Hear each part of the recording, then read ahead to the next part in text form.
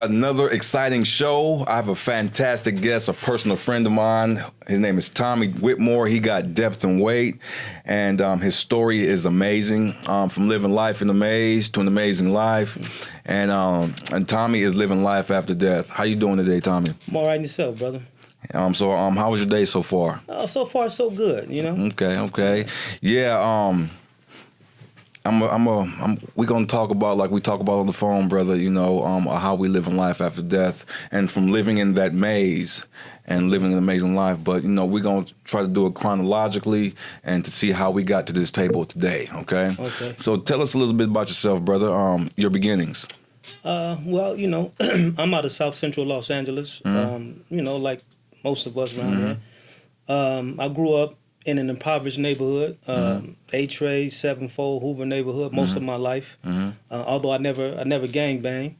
I grew up over there, watching pimps, players, hustlers, dope dealers, gangsters, thieves, murders, and robbers, just like all the rest of us. Yeah, points of reference, especially for young cats like us from back in the day in the 80s. Those were our points of reference. Yes. But not everybody. Not everybody. Yeah. Not saw the danger in that lifestyle. Yeah. So I as a youngster, I had a burning desire to want to have some money in my pocket and try to change the conditions up under which I was living. I grew up in a single parent family, so my mom was struggling, and she was going through her trials and tribulations, and my pop was away, and she told me at a young life that I was the man of the house, so I took that to heart. I relate to that. Latchkey kid, the oldest child, Yes, all that stuff. Before all that happened, what was the young Tommy like? As a child growing up, what kind of passion did you have? Was it sports? Before you realized the perception that the world was different for you? My passion was ride mini bikes and go-karts. Oh, the kind with the lawnmower engine. Yes, right sir. there? Yes, Okay, sir. so tell us about that, man. Yeah, I did a lot of that.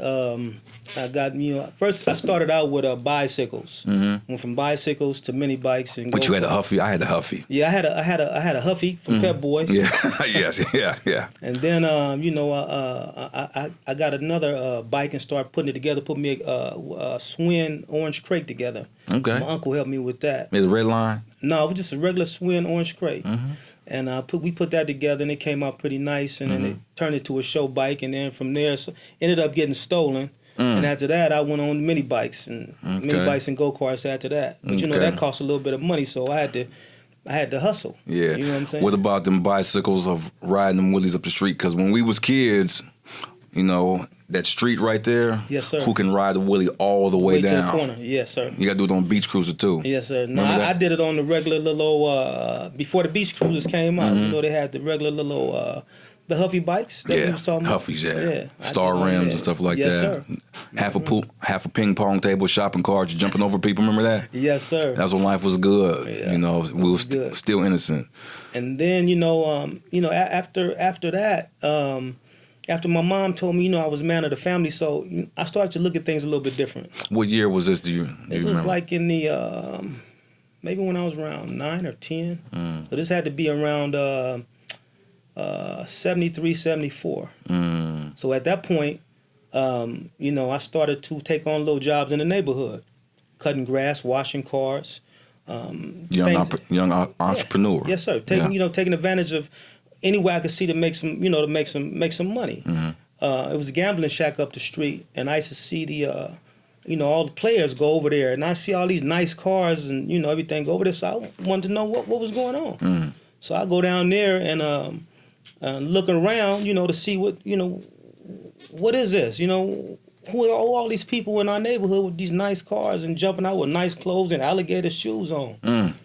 So I seen that, and I went over there and just started hanging around the older guys, and they'd run me off, and I'd come back.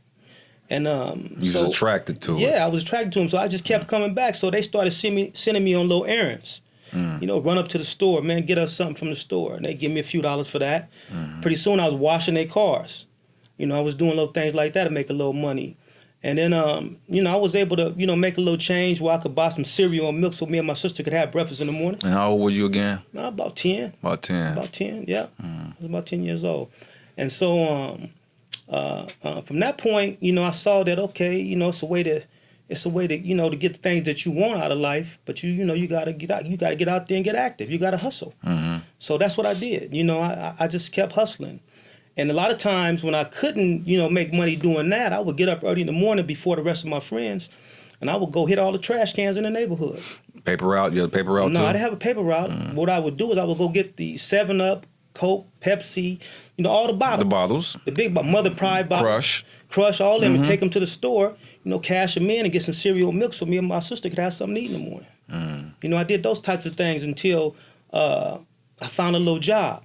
It was a gardener a street over, and he needed, some help in the summertime. So I asked him would he hire me. He said, yeah. So in the summertime, I would work for him.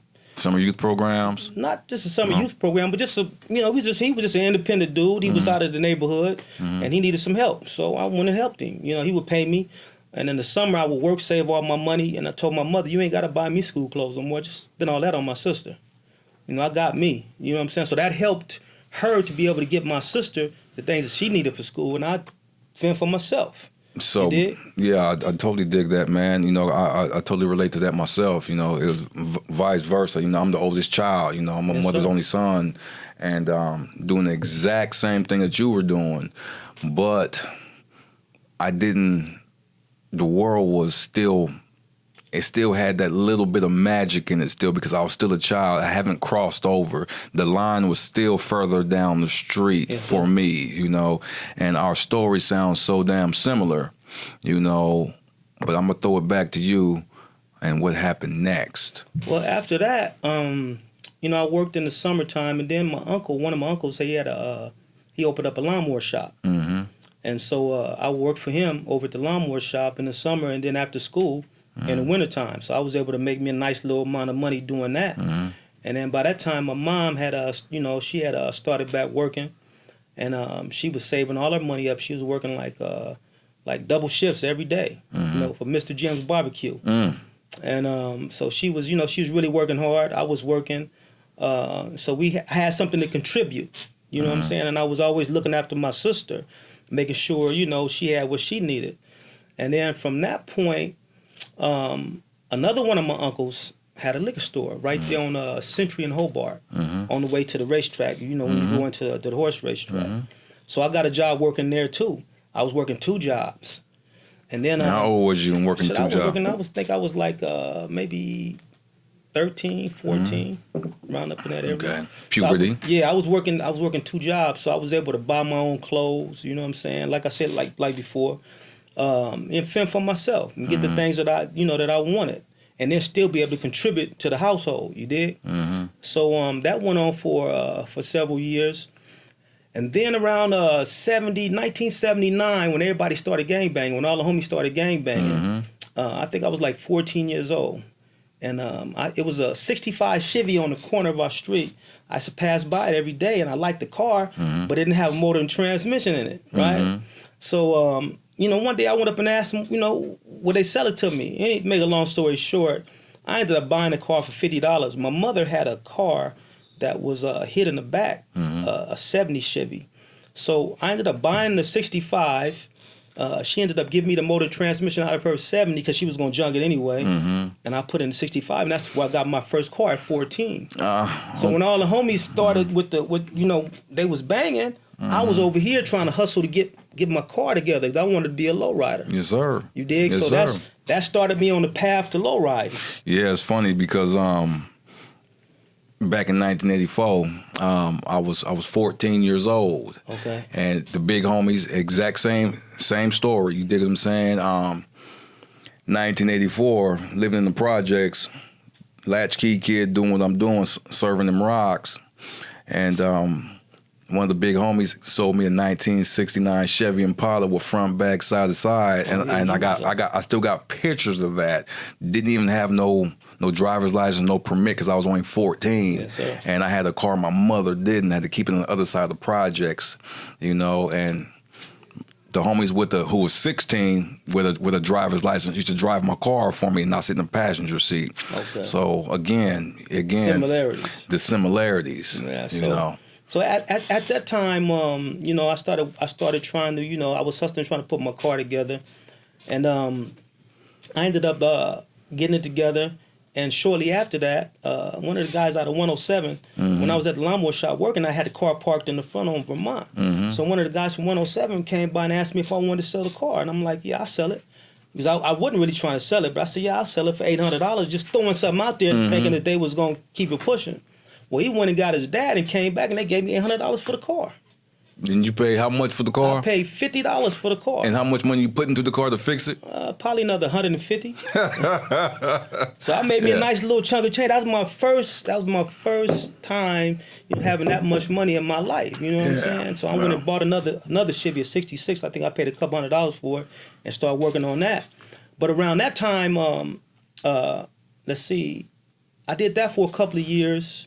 You know, worked those jobs like that. And then when I got to the 12th grade, right after I graduated from the 12th grade, in like 1982, I had a son in 81. So in 82, I was still working those jobs. In 82, I graduated, and a cousin, one of my cousins, a female, she knew I was working hard. She knew I was struggling. I had a new kid. I was trying to, you know, feed my kid, contribute to my, you know, to the family. You're 18 years old. The whole thing. Wow. I think I was like 17. 17, yeah. 17, yeah. So she asked me, she said, you want to make some extra money? I'm like, yeah. I'm like, doing what? She said, I want you to, I'm going to show you how to cook these rocks up for me. You cook them up for me, and I'll give you $100. I'm like, oh, that's all I got to do for $100? That's it. She's like, yeah. So she showed me how to cook rocks in the shaker bottle. That's crossing over. We crossed over. That was it. We crossed over at that time. At that time, I was still mowing lawns, collecting cans. You dig what I'm saying? Yes, sir. And I had $27. And my first thing was I got to double up 25. Okay. And that night, it was $820. I was turned out.